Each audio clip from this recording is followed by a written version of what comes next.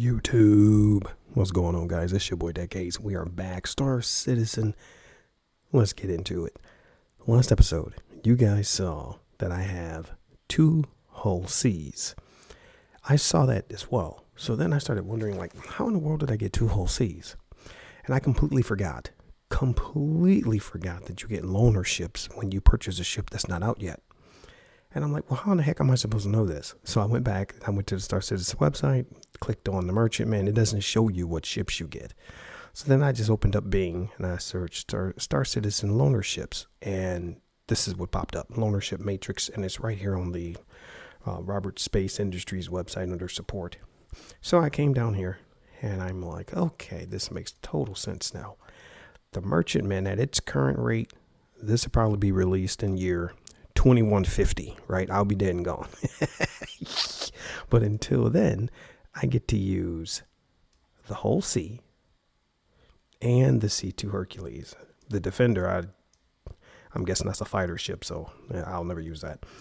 So I said, okay, so that gives me the whole C. I don't need the whole C once the merchantman comes out, right? I'll probably never use this again. So this makes perfect sense.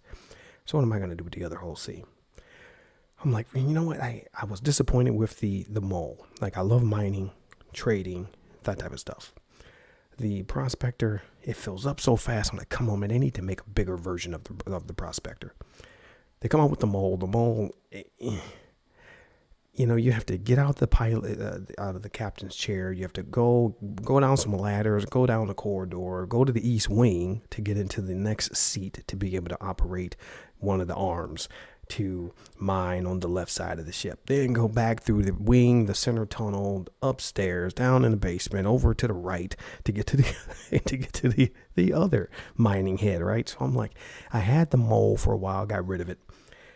So I'm searching and I'm like, they don't have another mining ship yet. So I started looking at the upcoming Matrix and things like that. And I happened to stumble upon a ship called the ARRASTRA. I'm like, what the heck is this? And I clicked on industrial. I came here to the website. I didn't click on the manufacturer. I just clicked industrial and I saw this.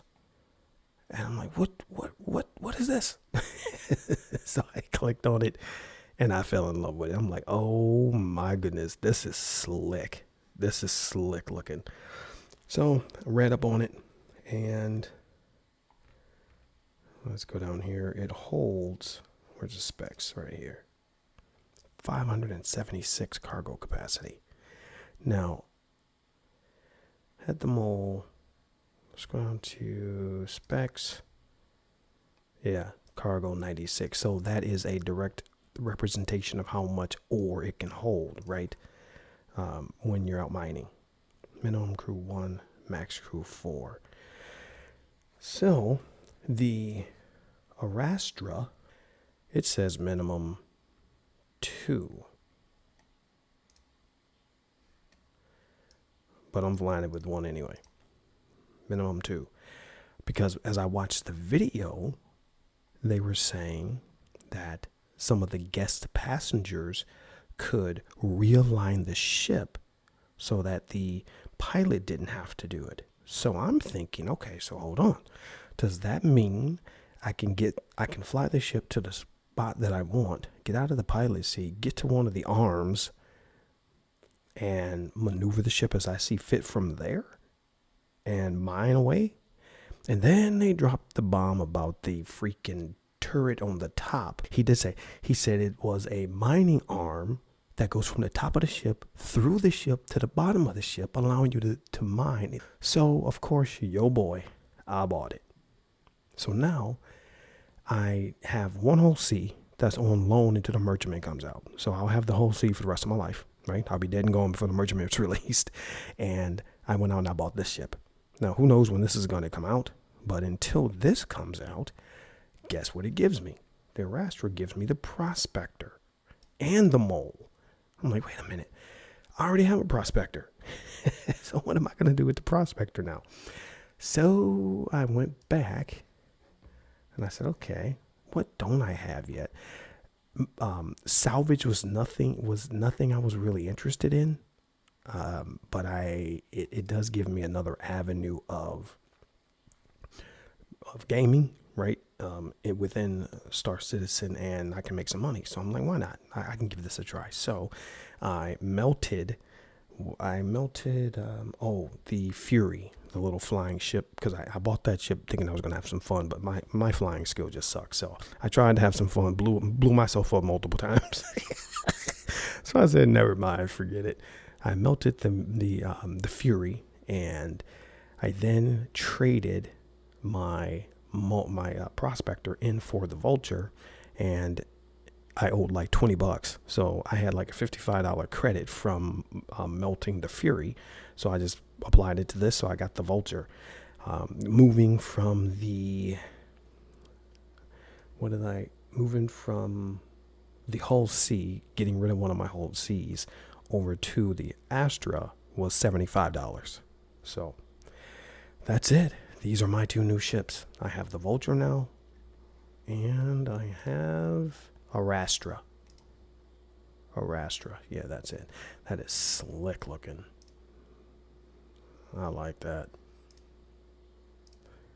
Man, that is slick looking. So, and also, this is something else that I really liked about this, because I say, how do I know I'm not signing up for the same freaking thing that the mold was, where I'm gonna have to get out of the captain's seat, go get on an elevator, go up 15 floors, and go over, down the east wing to get to the other mining arm. But here it is. It's all right here within the same cabin, right? So I can get up, walk right over here, do some mining, get up, walk right over here, do some more mining. This is awesome.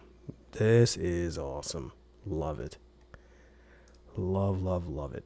And I'll keep this until the Orion comes out, because I told you guys I'm buying the Orion. I don't care. I don't care if I can't operate it myself, all by myself. I'm buying it anyway.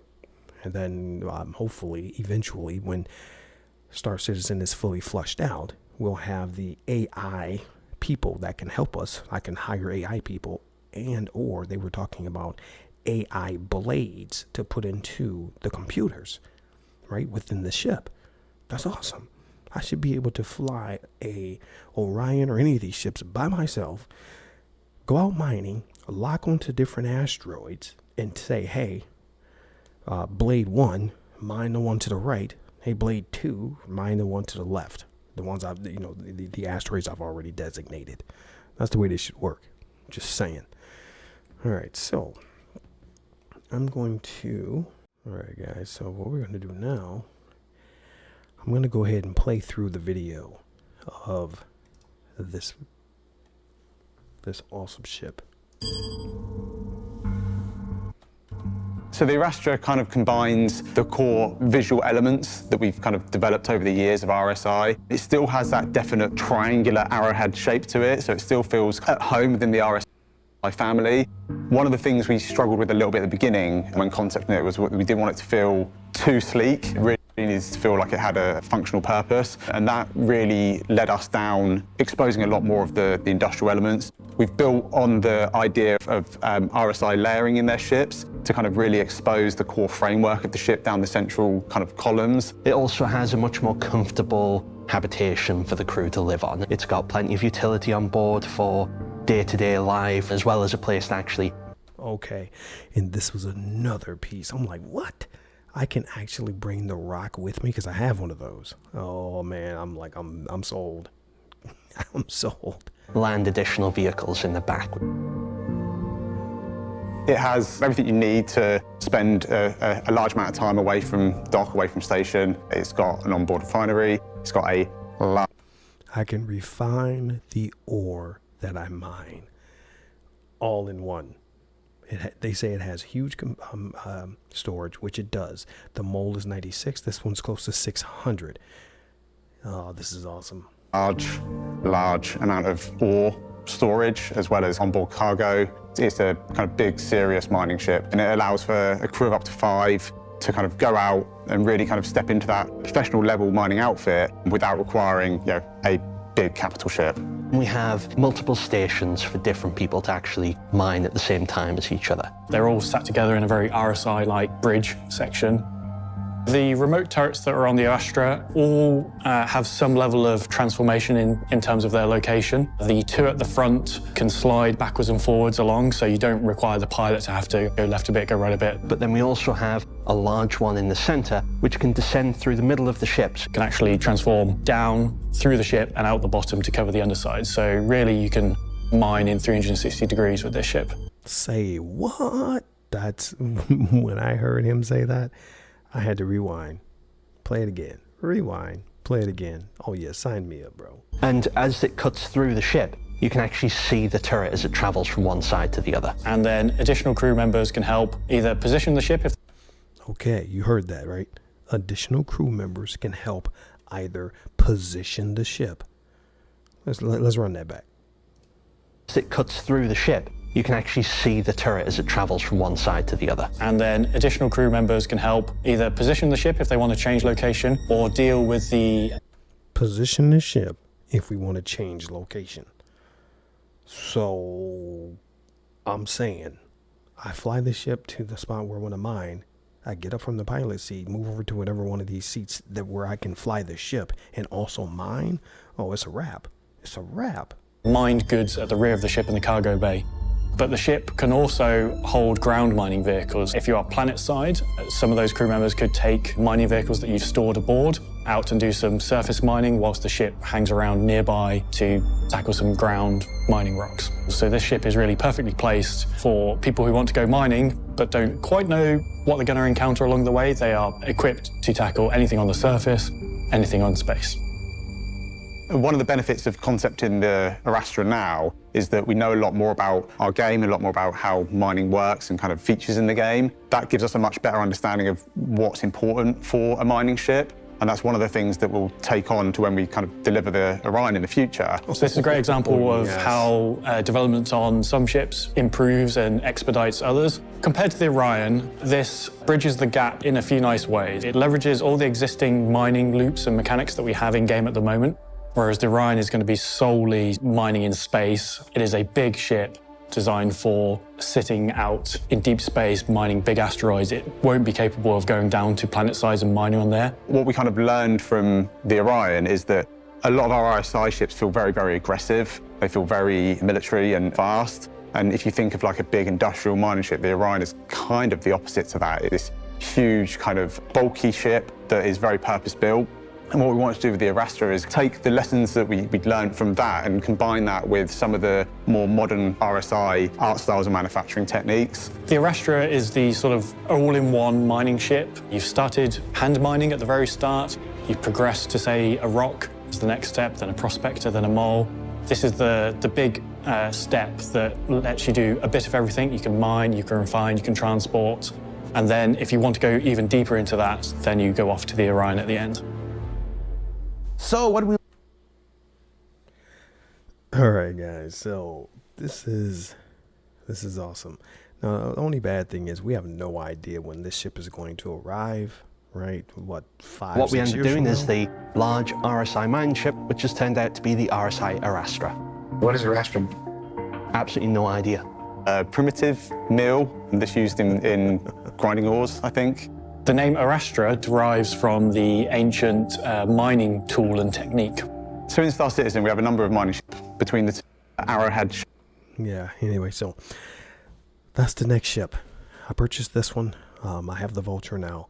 So the next video, what I'm going to do is actually take the Vulture out and see what this whole scrap is all about and see if we can get a, I don't know if that's a mission or how we even use the ship. I have no idea. I'm going to watch a couple of videos directly from Star Citizen website because you guys know I don't like spoiling the fun. I like to discover the stuff on my own. So I don't watch other people game. I always go directly to the publisher's website and see what I can find there. So I'll go to their YouTube channel and see what they show as far as how to use the Vulture, and then we'll jump into it and see what we can get done, see how much money we can make. But this ship here has me excited. This is awesome. This one is awesome. Anyway, guys, until next time, it's your boy Decades putting in that work. You guys have a phenomenal day. Happy holidays, guys. And make sure everything's positive. Positive energy, positive vibes. Put it out there. Don't let anything negative into your circle. It's your boy and I'm out.